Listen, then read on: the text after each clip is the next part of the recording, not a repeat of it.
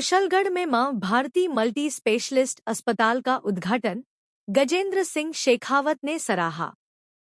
कुशलगढ़ में भारत सरकार के केंद्रीय पर्यटन मंत्री गजेंद्र सिंह शेखावत ने मां भारती मल्टी स्पेशलिस्ट अस्पताल का रिबन काटकर उद्घाटन किया।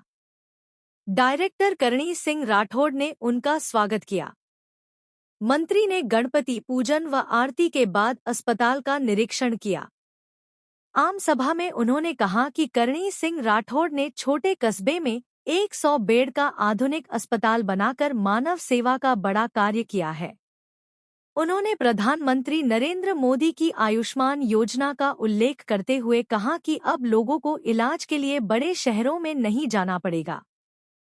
समारोह में भीमा भाई डामोर, कैलाश मीणा, धन सिंह रावत, हकरू मैडा, पूंजीलाल गायरी, लीला पडियार, कहानी रावत, अनीता कटारा, गोविंद सिंह राव, जिनेंद्र सेठिया, सूर्य सिंह लबाना, राकेश वड़किया, हेमंत मेरावत, इंद्रजीत सिंह यादव, सुधीर जोशी, खुशपाल सिंह राठौड़, महिपाल सिसोदिया, प्रवीण सिंह सिसोदिया सहित कई जनप्रतिनिधि, राजपूत समाज की हस्तियां व भाजपा कार्यकर्ता मौजूद रहे। आज अत्यंत सौभाग्य का दिन है और वो सौभाग्य का दिन इसलिए कि जैसा भीमा भाई ने अभी विस्तार से एक बात कही कि आदरणीय करणी सिंह जी ने यहां एक बड़े मल्टी स्पेशलिटी निजी चिकित्सालय को प्रारंभ किया। इस उद्घाटन के अवसर पर आकर के मुझे अत्यंत प्रसन्नता और संतोष की अनुभूति होगी। मुझे जब आदरणीय करणी सिंह जी ने टेलीफोन पर बताया था कि ऐसा एक हॉस्पिटल बनाया, उसका उद्घाटन करने के लिए आपको आना है, मैं ईमानदारी से इस बात को स्वीकार करता हूं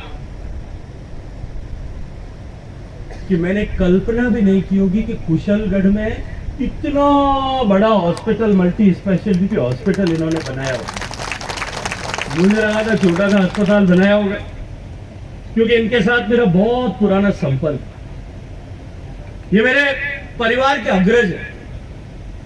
तो मैं सोच तो रहा था कि छोटा सा हॉस्पिटल बना होगा कहां में, ठेठ कुशलगढ़ में, जिस कुशलगढ़ से जितना दूर उदयपुर है उतना ही दूर इंदौर है, उतना ही दूर बड़ौदा, उतना ही दूर अहमदाबाद। कहा उस कुशलगढ़ में एक छोटे से अस्पताल का उद्घाटन करने जाऊंगा, लेकिन मैं यहां आकर के कुशलगढ़ के लोगों को बधाई देने के साथ साथ में आदरणीय करणी सिंह जी का हृदय पूर्वक अभिनंदन करते हुए इनका बहुत बहुत सारा साधुवाद ज्ञापित करना चाहता हूं। केवल एक भवन या अस्पताल या प्रतिष्ठान का उद्घाटन मात्र नहीं, अभी तो यह मानव सेवा के एक नए संकल्प का शुभारंभ आज कुशलगढ़ की धरती पर हुआ है। हमारी संस्कृति में एक बात कही गई, हमारे वेद में एक मंत्र लिखा गया है, शरीर माध्यम खलु धर्म साधनम।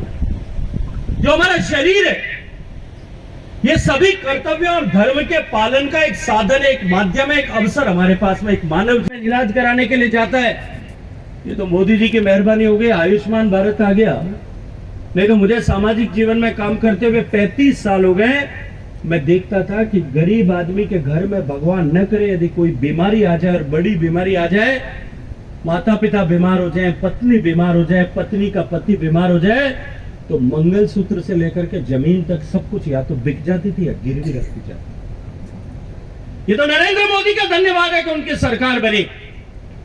उन्होंने गरीब के जीवन में के दर्दों को, दुख को सहा, क्योंकि गरीब का बेटा था, गरीब मां बाप का बेटा था। उन्होंने गरीब के जीवन में आने वाले कष्टों को समझा था, सहा था, देखा था।